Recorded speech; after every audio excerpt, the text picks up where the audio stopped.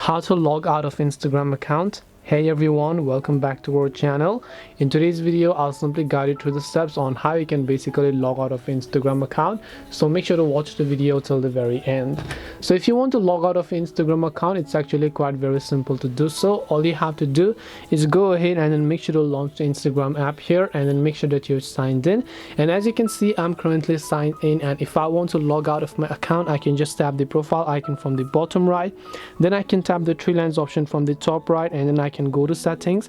Once I go to settings, I can simply scroll and then look for the option called logout from the bottom of the screen.